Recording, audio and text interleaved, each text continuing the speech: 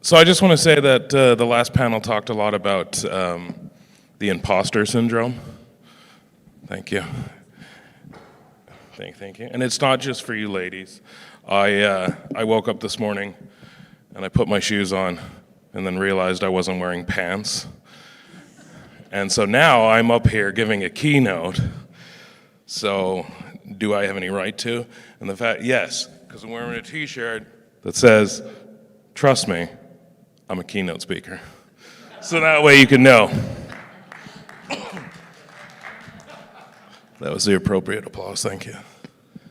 So I'm going to talk to you about account-based marketing. And first, I'll tell you a bit about me so you know why I'm talking about this and the fact that I even have a right to speak to it. I was in sales for a very long time.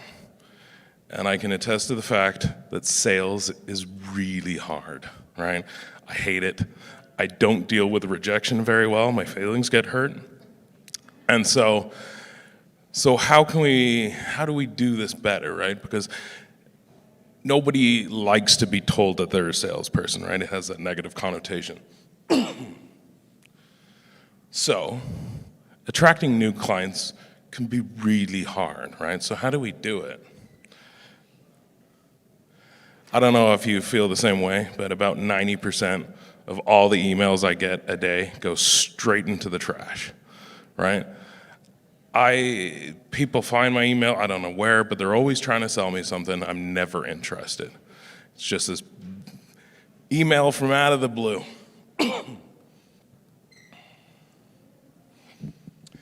So I found this stat on Forbes. It's pretty interesting. You're exposed to about 4,000 to 10,000 ads a day, right? And so that's Marketing 2.0 conference, right? That's an ad. Any of the logos you see.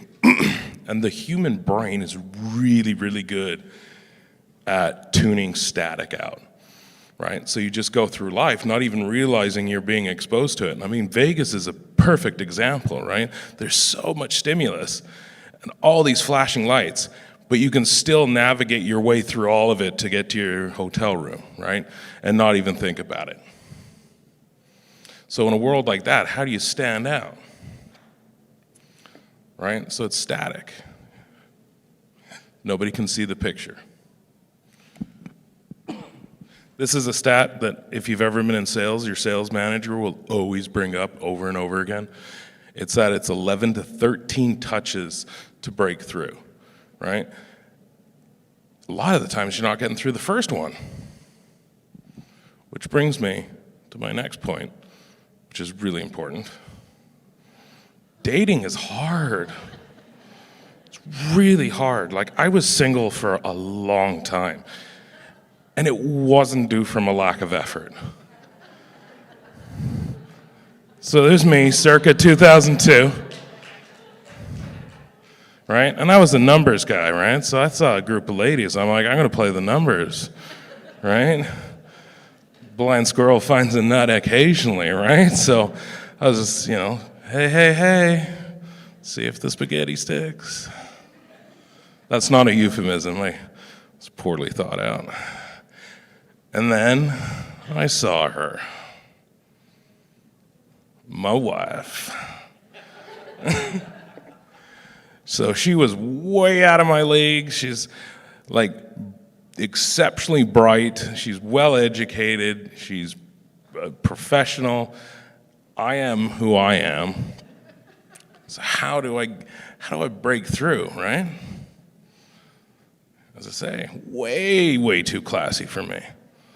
So I developed a plan to specifically woo her, right? What's she interested in? What does she like, right? I'm not just gonna go with the old adage of I'm just gonna throw it to the wind and see if I can get a shotgun approach to this. No, I needed to be a sniper. So I trained.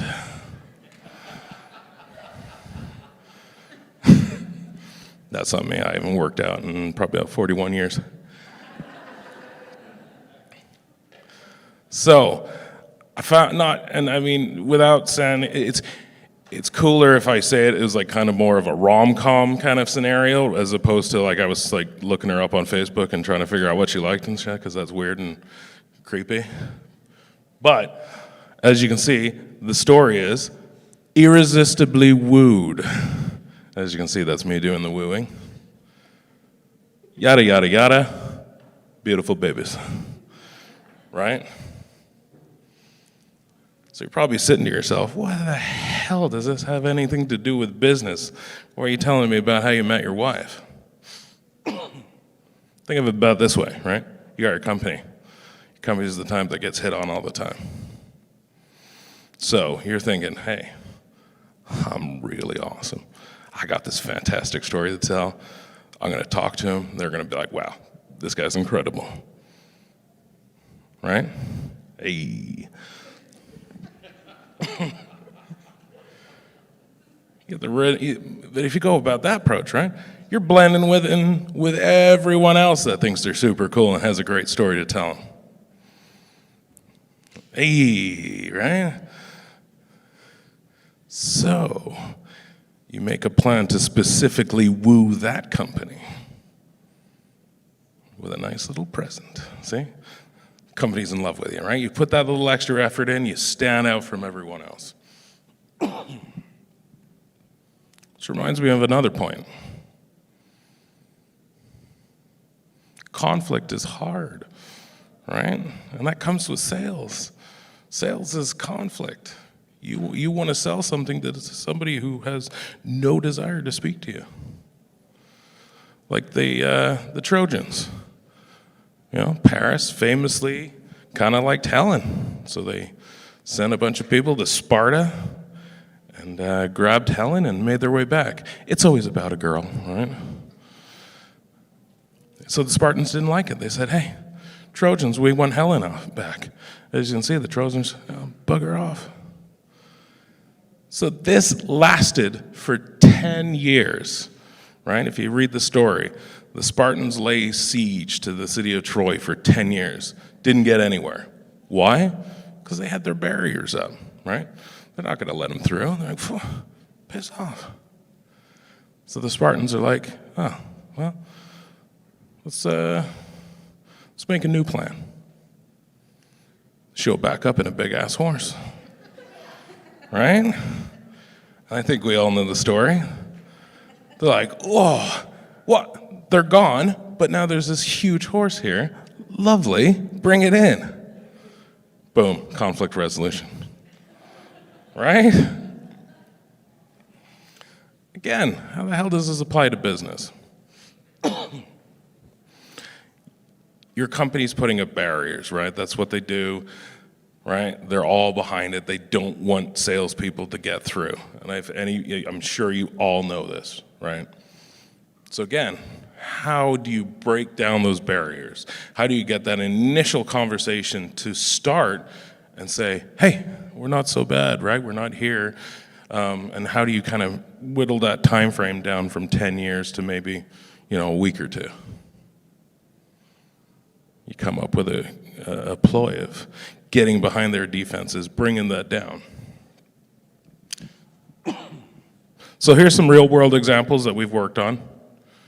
We had a fancy hotel chain that was coming to town, the town being Des Moines, where my agency operates.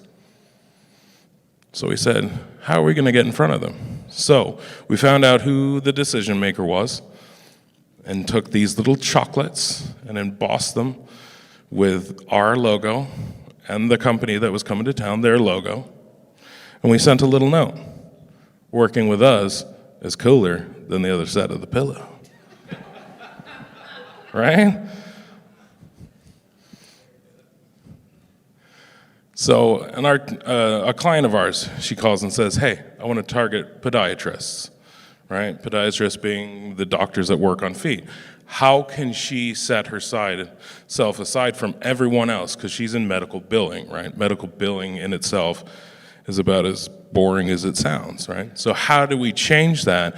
And how do we get something in front of that decision maker that makes them stand out and say, huh, all right, I'm listening. So we sent him a print. We sent him this print, had a little tab, and you could pull it, and the foot would go up and down and say, we're stomping out billing inefficiencies. Podiatrists have a sense of humor. They loved it, right? So, why implement account-based marketing? You stand out in the crowd, right? I mean, obviously this room is an indication, regardless of what you guys are doing, there's about 1 million people that are doing the same thing and saying they're awesome at doing it, right? But if you can get in and break those barriers and just stand out and say, hey, we're doing something totally different, they're gonna take notice. And then it also lowers those defenses when it comes to those sales calls. You're not getting a cold call out of the blue just saying, first thing out of your mouth is, hey, I'm selling this. I'd like you to buy it, right? If you show that you've put that little bit of extra effort in, you've gotten to know them, and then kind of slid it in there as a, hey, wow, this really resonates with me. Now I'm gonna listen. As I say, those tower defenses, they come down. It shows people you care enough to actually put that extra effort in, as opposed to just whipping up a generic, insert first name here, kind of cold email that just goes out to a blanket list on the spreadsheet. And that is me. That's Nexus 6. I started the company 5.5 years ago. I felt there was a real disconnect between current marketing with being digitally focused. It was so tech-based and, there's 1 million people that went and visited your site, but nobody was really talking about, how many people actually reached out. So the Nexus 6 model is actually from Blade Runner, because I'm a nerd, and it was kind of this perfect blend of technology and that human element. So we designed the agency to be that perfect blend of technology, but also not forgetting that marketing is bringing people together. And then our tagline is "Don't suck," because we try not. That's kind of our motto in life and in business. So I told you I'd be quick because it was lunch and you're probably all fading out, but I'm definitely open for questions. I think we got some extra time, if anybody has any.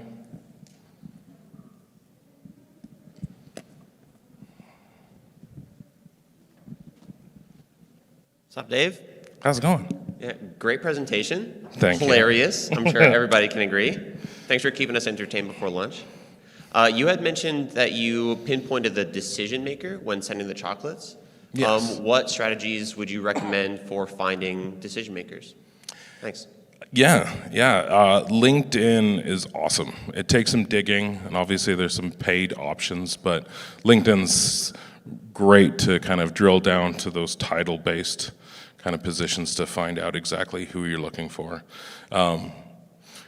Or just kind of doing your research on the website, going through, finding out who it is. Also just kind of reaching out to your network as well to say, hey, do you know who in the organization? So, yeah.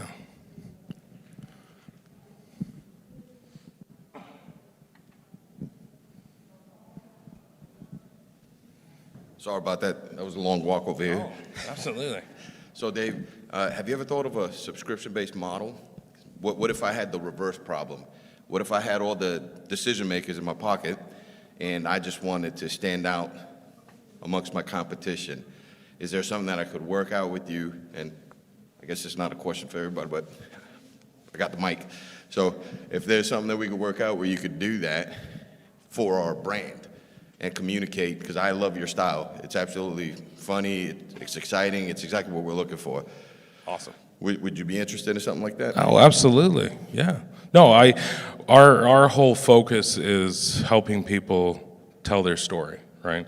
So as opposed to regurgitating what you do is to find that compelling narrative, and that's what we do for sure. I'd love to talk. Yeah. Fantastic. Thanks, dude. Thank you. Love the presentation. Thank you. I hate PowerPoints, but I really enjoyed yours. PowerPoints. So the question that I've got is, when you say you help people tell their story, is the example of stomping out billing problems and the working with us is better than the other side of the pillow? Are those examples of telling their story, or is there, I can see those as great engagement devices.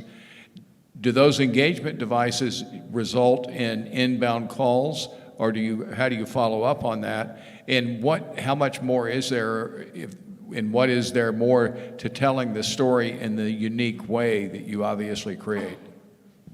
For sure, thank you. So I'm a strong believer in the fact that, well, I said facts, but people don't care about facts, right? I could have sat up here and gave you a bunch of stats and all this kind of jazz. Nobody would have cared, nobody would have remembered.